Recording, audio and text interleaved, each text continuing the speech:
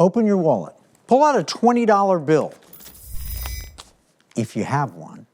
Is this your hard-earned money? Not according to a recent court filing as reported in Reason magazine at the end of January. Title of the article, "The government says money isn't property, so it can take yours."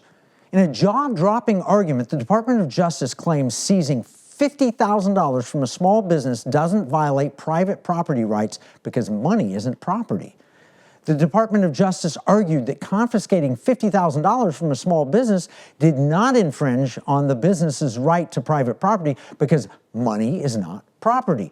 Money is not necessarily property for constitutional purposes, the government's brief declared, putting the very idea of property in scare quotes.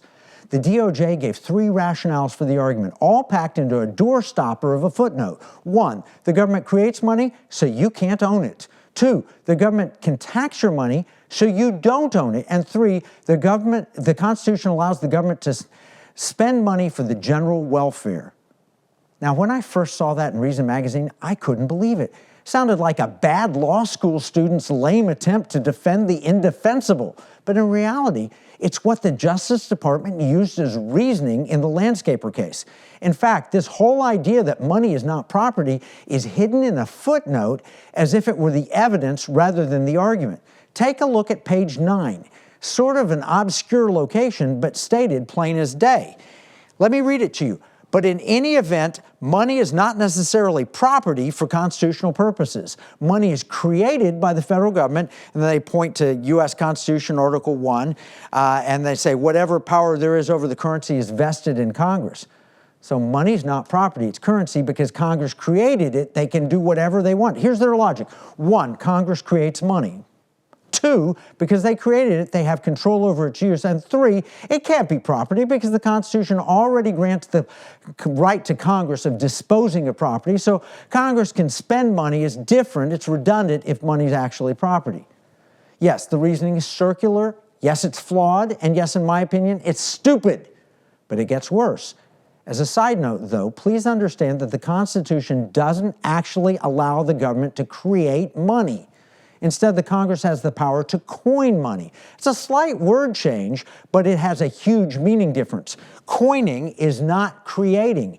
It is using some form of metal and pressing it into a form that demonstrates its weight and value. Of course, our monetary system has moved from gold and silver as money to what's now known as fiat currency, either as paper money or ones and zeros on a bank's computer. I guess in this sense, the government does create money, as explained by the current Federal Reserve Chairman Jerome Powell and his colleagues in a 60-minute interview. Let's run that Powell clip. You simply flooded the system with money. Yes, we did. So to lend to a bank, we simply use the computer to mark up the size of the account that they have with the Fed. So it's much more akin, although not exactly the same, but it's much more akin to printing money than it is to borrowing. You've been printing money. Well, effectively. Where does it come from? Do you just print it? We print it digitally, so we as a central bank, we have the ability to create money digitally. Flooding the system with money. Yes, exactly. And there's no end to your ability to do that. There is no end to our ability to do that. Given that, I guess the government's saying, we made it, we own it, and we only let you use it when it suits our purpose. That's quite the argument. But again, that was not the intention at the beginning. In fact, I have a 100-year-old Federal Reserve note, what we today would call a $20 bill.